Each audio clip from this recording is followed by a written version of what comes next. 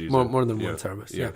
So you need to ask these questions, and then you need to ask things like, do you want to hurt other people? Yeah. So you're asking that every time that you see you see somebody. Yeah. Yeah. There's a range of questions. As what the first thing that you're told that's the first thing that you have to ask them. It's one of the first things usually. Yes. Yeah. So you need to you explain them as safety questions or whatever. Yeah. And you need to ask all of these questions.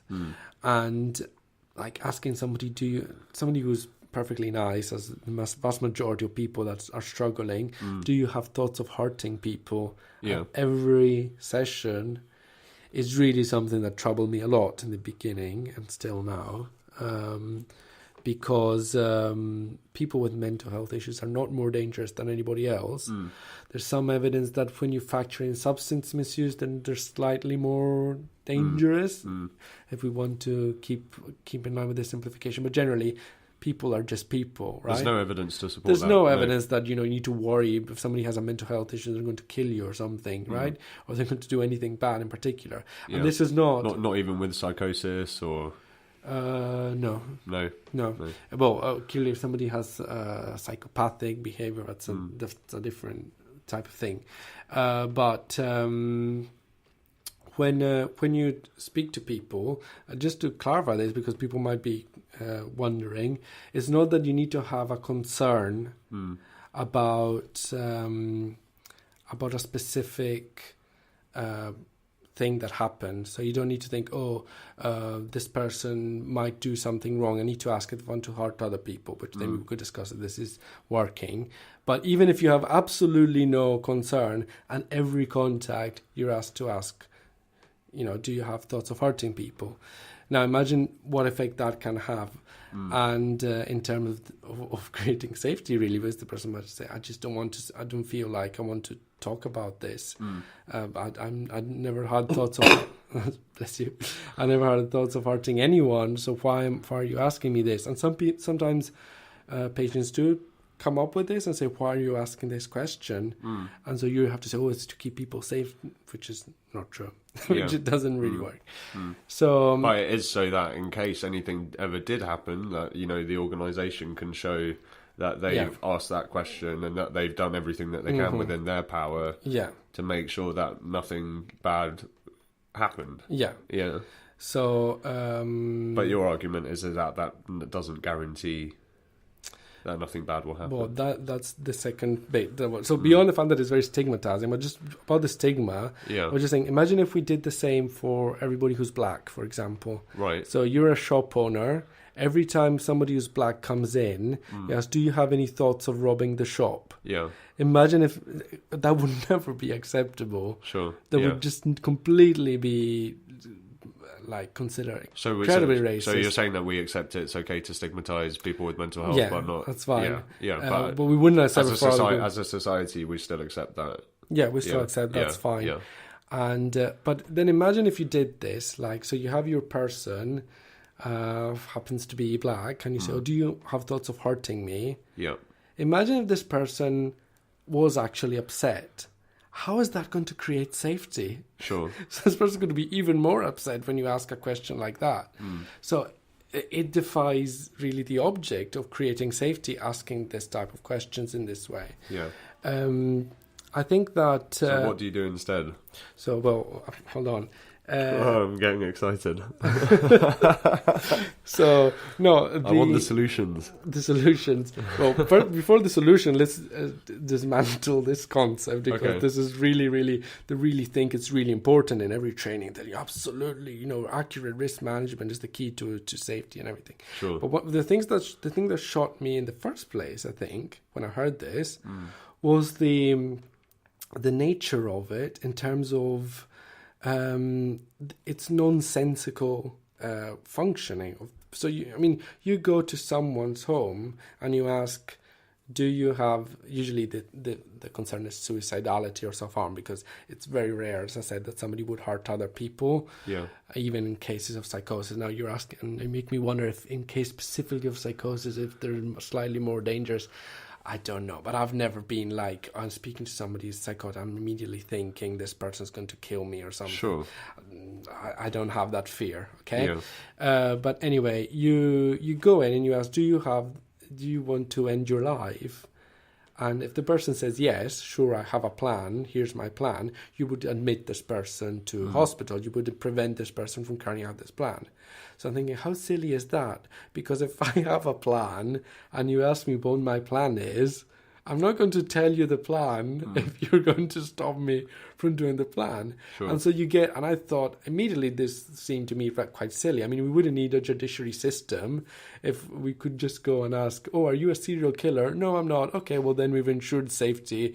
Bye-bye. Yeah. Because, of course, Are there not some people who, with suicidal ideation, that would disclose their plan upon being asked? Well, people would say, so first of all, then you get into another process, which is if you want any attention, given there are cuts in Britain in mental health services, I think in many other places in the world, if you want people's attention, saying I can't guarantee my safety is a good way of getting services attention. Yeah, well, because if you said, oh, I'm fine, I'm not suicidal, I just need somebody to talk to because I'm really desperate. So, well, if you're not suicidal, the risks are not high. That is a big problem, though, yeah. And that people almost feel like they're forced to accept these labels in order to get help. Yeah. You know, so somebody who has maybe not a long-term disability, but the only way that they can get the support that they need is to sort of maintain this disability. So it's not about recovery. Yeah, in that sense, but I'm diverting slightly. So you create the pattern of communication that you create is not authentic on your side and becomes not authentic as a defense on the other side.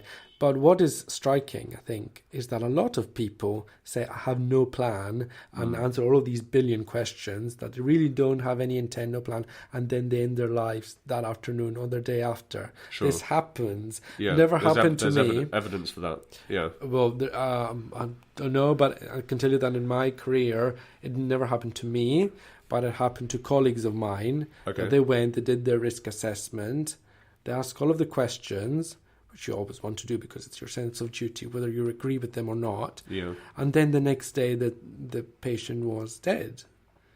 And I think, well, does that not question the whole point? I mean, does that not show us that, that this is not working?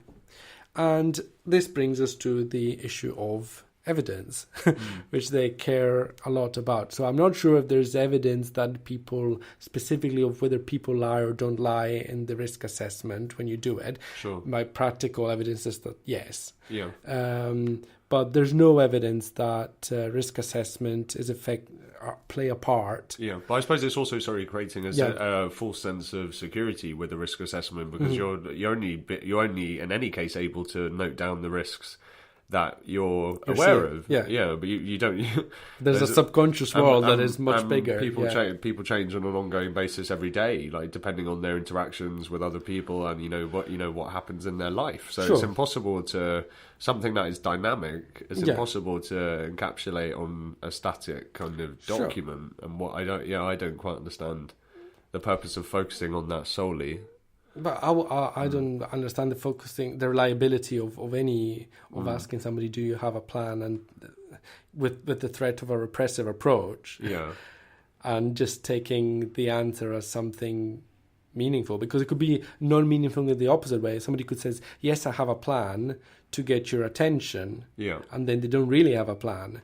I mean, surely if I had a plan to do something terrible, I'm not going to tell a professional that I have this plan, especially if it's a detailed plan that I worked out for months.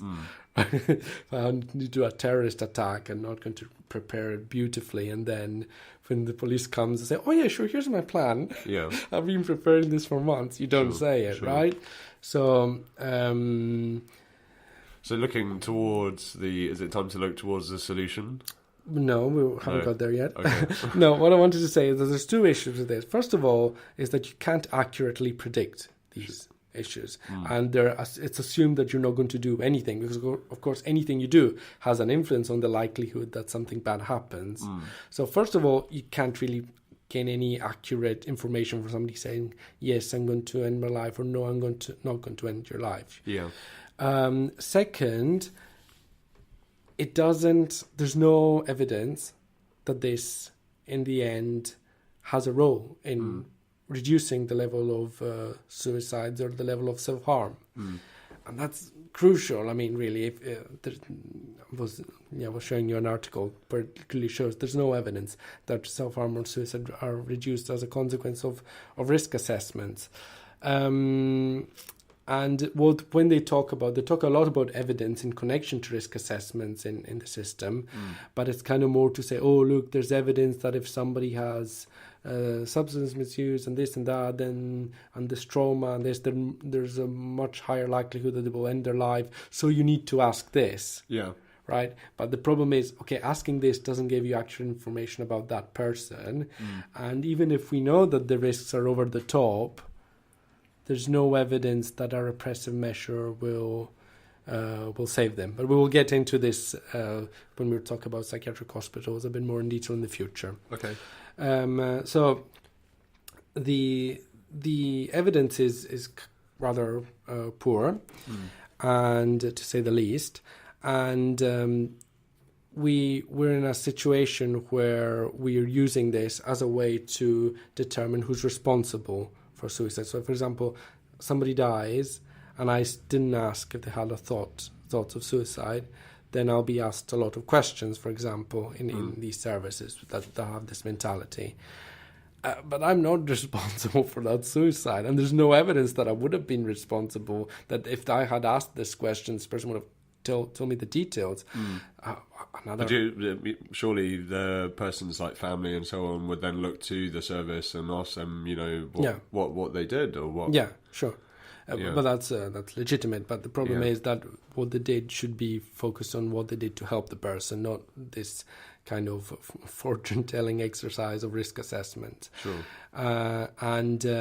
So if you didn't ask, do you have thoughts of suicide, then it's your fault. Yeah. But what about, like, if we really looked into this, all the responsible people for a suicide, how much of that percentage of responsibility would the last person who spoke to this person have for not having asked, do you have thoughts? Virtually nothing. So you find basically a scapegoat for a really complex issue that society is responsible for collectively in many ways. Yeah.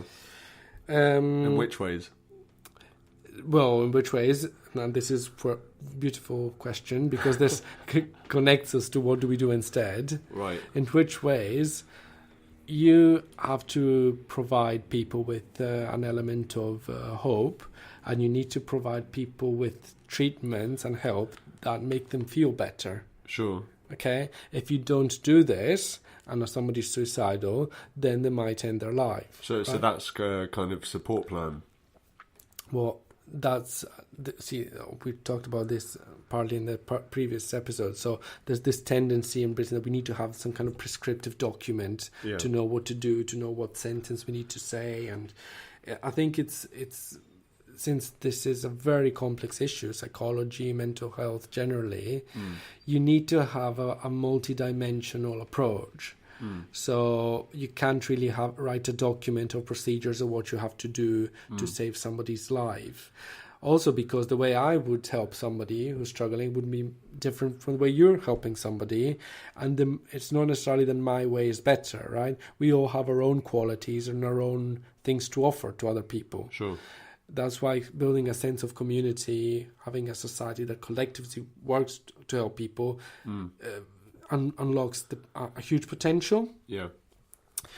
And so this is a thing that we need to worry about a lot, because if you have a system that is focusing on stopping that person from self-harming, stopping that person from hearing voices, but you're not looking at what this person needs. Yeah, how do you build their opportunities, or how do you give them opportunities? Or what does hearing voices? Why does this person hear voices saying that they're a disaster? Sure. What does that mean? In their life? Digging into the deeper cause of that problem. Let's listen to this person's story. What happened? Why is this voice? when did this voice start? Did something happen that then this voice is... Why is this person finding it so unbearable to have these feelings that they self-harm, that they want to die? Like, they're questioning everything. And what can we see? For example, when somebody questions everything, there's a lot of positive aspects of that, because rarely we question everything.